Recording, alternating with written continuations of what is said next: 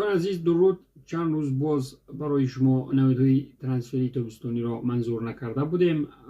و این البته سبب‌های خود رو داشت. همکنون در یک یا دو دقیقه در پیش داده میخواهیم در مورد سر و صدا اوید گزارشی هری کین با باواریا میونخن حرف زنیم.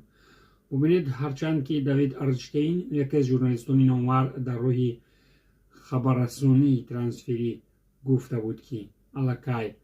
میان تاتنهام و باواریا گزارشی 100 میلیونی گاری کین موافقه شده است،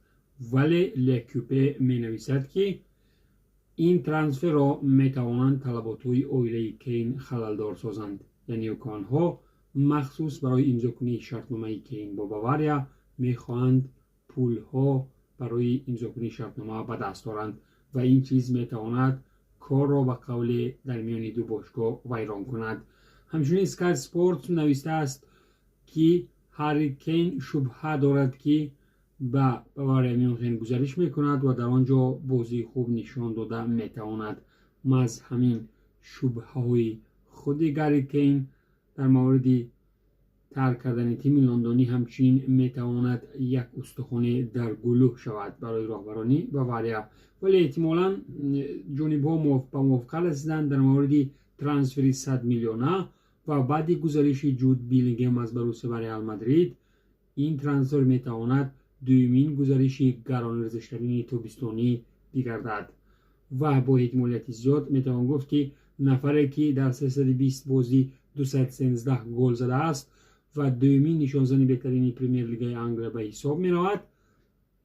و همچنین از سال 2011 تا این جانب به جایزه است و به قول در جایزه گیری قوقواق و بشکم است. اکنون بعد گزارش به باواریا می تواند جایزه های آرمانی فوتبالی را با باشگاه به دست آورد. با احتمالیت زیاد می توان گفت که هری کین در همین تابستان بازیگری باواریا میونخن می شود و الکی در یکی از بازی‌های رفیقانه با مخلصان تاتنهام بعد گلزنی خیلی خوش کرده بود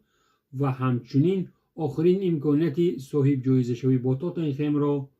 وقت بازی فینالی جام گامبر با بارسلونا از دست داده بود. همکنون میتوان گفت که گری کین 30 ساله اخیراً آرمان‌های جایزه‌گیری خویش را در باواریا عملی ساخته میتواند و اگر شاید و ناآمد کار باز آنجا جراحت نبردارد. خوب برای گری کین حمله‌آور گلزن منتخب انگلیا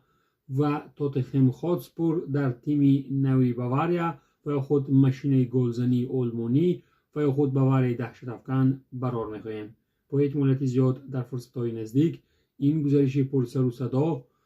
و یک پرپیچ و تابی وابسته به خصیصی دنیل وی عملی خواهد شد.